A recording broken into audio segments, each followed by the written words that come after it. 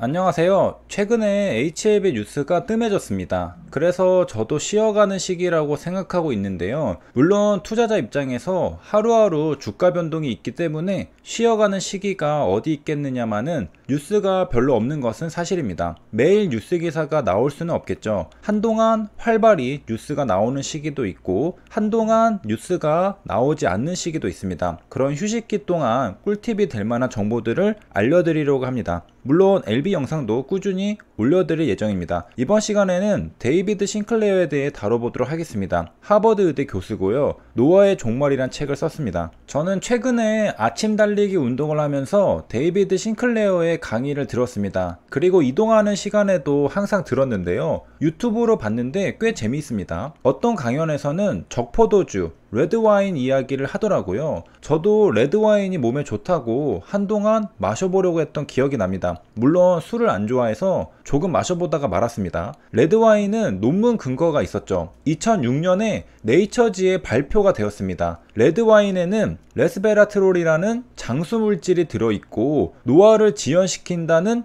연구 결과였습니다. 이 논문이 발표된 후 적포도주 판매량은 30% 가까이 급증했다고 합니다. 이왕재 교수가 비타민C 강연하고 동네 약국에 비타민C가 도인한 것과 비슷한 느낌이죠. 눈이 띄용 커질 만한 레드와인 논문이 2006년에 나왔었고요. 논문 발표 후 인터뷰 요청이 쇄도해서 독일의 작은 마을로 피신했던 화제의 주인공이 바로 오늘 우리가 살펴볼 데이비드 싱클레어입니다. 저는 최근에 데이비드 싱클레어를 알게 되었는데 2006년에 벌써 레드와인 논문으로 유명세를 치렀던 인물이었습니다. 노화에 관해서는 세계 최고 권위자라고 할 수 있습니다. 스티브 잡스는 죽음은 최고의 발명품이라고 말했지만 대부분의 사람들은 오래 살고 싶어 합니다. 특히 건강하게 오래 살고 싶어 합니다. 오래 살고자 하는 이런 모두의 욕망을 충족시켜줄 방법이 있을까요? 먼저 저의 시야를 확장해준 대목부터 알려드리겠습니다. 노화는 적극적으로 치료해야 할 질병입니다. 그리고 가장 흔한 질병입니다. 우리는 레어한 질병을 적극적으로 치료하려고 하는데 반면에 노화는 당연하게 삶의 일부로 받아들입니다. 데이비드 싱클레어의 강연을 듣고 나면 다른 질병을 적극적으로 치료하려고 하는데 노화는 문제라고 생각하지도 않고 치료하려고 하지도 않는 우리들을 발견하게 됩니다. 우리는 너무 익숙해서 의문을 갖지 않았던 것이죠. 문득 우리 모두는 착각하고 있으며 싱클레어 혼자 합리적인 사람 같다는 생각도 들게 됩니다. 가장 보편적인 질병이 노화인 것이죠. 이제 책의 내용으로 들어가면요. 장수 효소로 서투인이 소개됩니다. 서투인은 시르투인으로도 번역하는데요. 데이비드 싱클레어가 처음 발견한 건 아닙니다. 강연을 듣다 보면 데이비드 싱클레어는 동료 과학자들이 연구한 결과들을 집대성해서 자신만의 이론을 구축한 것으로 보입니다. 물론 스스로도 연구를 하고 있습니다. 앞서 레드와인 논문은 싱클레어가 발표한 겁니다. 서투인은 MIT의 레너드 가렌티 교수가 발견했습니다.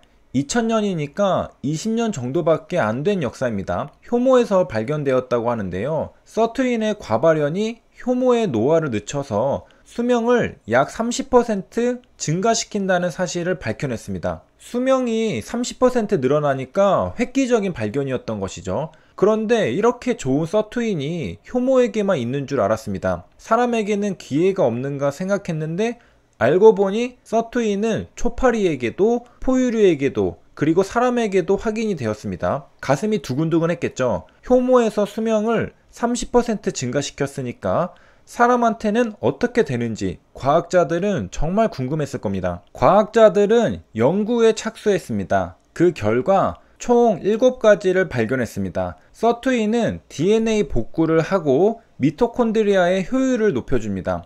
그러니까 서투인은 노화나 질병으로 손상된 DNA를 스스로 복구하고 치료합니다. 그러니까 장수와 관련된 것이죠. 데이비드 싱클레어는 노화는 정보를 읽는 것이라고 말합니다. 정보를 복구하면 노화를 늦출 수 있겠죠. 그러면 서투인 단백질을 활성화하는 게 우리가 조금이라도 장수할 수 있는 가능성을 높여줄 겁니다. 그 방법은 무엇이냐? 방법이 있긴 한가? 있습니다. 그 방법은 바로 열량 제한, 칼로리 리스트릭션입니다. 서투인 단백질은 열량을 제한할 때 활성화됩니다. 무슨 말이냐? 굶어야 한다는 겁니다. 2004년 6월에 사이언스의 논문이 발표됩니다. 하버드 의대 하임 코언 박사가 발표했는데요. 하루 16에서 24시간을 공복 상태로 있으면 서투인 단백질이 활성화됐습니다. 그러니까 열량을 제한할 때 서투인이 활성화된다는 소리입니다. 우리가 어렸을 때 소식해야 장수한다는 이야기를 정말 많이 듣고 자랐습니다. 우리의 상식과도 일맥상통하는 부분이죠. 저는 네이처에 실린 원숭이 실험은 알고 있었습니다. 그래서 매일 의무적으로 먹어야 한다고 생각했던 아침 식사를 이제는 거르고 있습니다. 배고플 때까지 끝까지 참았다가 오후 2시에 식사를 합니다. 하지만 요즘에 아침 달리기 운동을 시작한 뒤로는 배가 빨리 고파졌네요. 그래서 점심 11시에는 못 참고 식사를 하게 되었습니다. 그런데 이번에 한 가지를 더 알게 된 거죠. 공복 상태에 있으면 서투인 단백질이 활성화된다는 사실이죠. 열량 제한 원숭이가 오래 산 이유가 혹시 서투인 때문인가? 무엇이 되었든 소식은 장수와 연관이 있습니다. 소식이 장수와 연관이 있는 건 원숭이 실험으로 증명이 되었는데요. 혹시 서투인과 연관이 있는가? 실험을 했겠죠. 서투인을 투여하는 실험을 한 겁니다. 그런데 어떤 연구에서는 서투인을 투여했지만 수면 연장 효과가 없었다는 연구 결과도 있습니다. 그러니까 아직은 확실하게 입증된 건 아니라는 것이죠. 이 논문은 네이처에 발표된 겁니다. 서투인 단백질과 수면 연장 사이에 인과관계는 없는 것으로 나타났다고 네이처에 발표했습니다. 지금 잠깐 살펴보는데도 네이처, 사이언스 등 세계적인 학술지에 실린 논문 결과들로 이야기가 전개되고 있습니다. 굉장히 흥미롭죠. 이왕재 교수가 마우스 실험을 하듯이 싱클레어 교수도 마우스 실험을 했습니다. 서투인을 활성화하는 물질인 NAD의 체내 농도를 높이는 분자를 먹였는데요. 나이가 든 생쥐에게 먹였습니다. 사람 나이로는 65세가 넘는 생쥐들인데요. NAD의 체내 농도가 높아지면 NAD가 서투인을 많이 활성화하겠죠. 그러면 서투인이 활성화된 마우스들일 겁니다. 어떤 변화가 있는가 살펴봤는데요. 늙은 생쥐들의 몸에 새로운 모세혈관이 만들어지고 운동을 엄청나게 했다는 겁니다. 쌩쌩하게 뛰었다는 것이죠. 트레드밀이 망가질 지경까지 달렸다고 합니다. 활력이 살아난 것이죠. 좀 더 자세히 살펴보면 서투인은 종류가 현재까지 7가지가 밝혀졌는데요. 포유류의 수명을 연장하는 서투인은 서투인 6였습니다. 이게 과잉 발현되면 수컷 마우스의 수명이 15.8% 증가한다고 합니다. 네이처에 실렸습니다. 이건 서투인 6죠. 숫자가 순서대로 붙었다고 본다면 서투인 1도 있었겠죠. 2008년이 전성시대였다고 하는데요. 초창기의 과학자들은 서투인 1이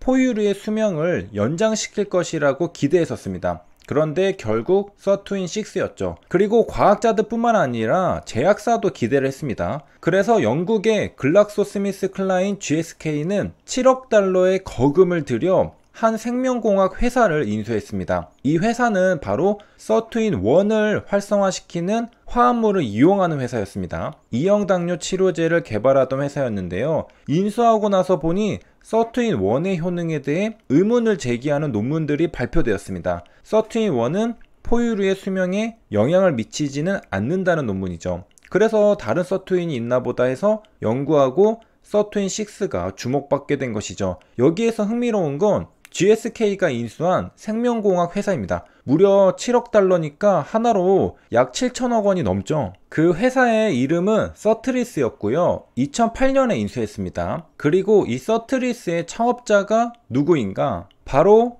데이비드 싱클레어입니다. 그러니까 2004년에 데이비드 싱클레어는 서트리스라는 바이오테크 회사를 차렸고요. 몇 해 뒤에 글락소스미스클라인 GSK에게 거금을 받고 팔았습니다. 그 연결고리에 해당하는 핵심 물질로는 서투인 1이 있었던 것이죠. 그러니까 해외 학계에서는 싱클레어 교수를 바라보는 미심쩍은 시선들도 있다고 합니다. 약 판 건가? 이렇게 생각하는 거죠. 그런데 약을 팔아도 일반인이 아니라 거대 제약사 GSK에게 팔았습니다. 클래스가 다르죠.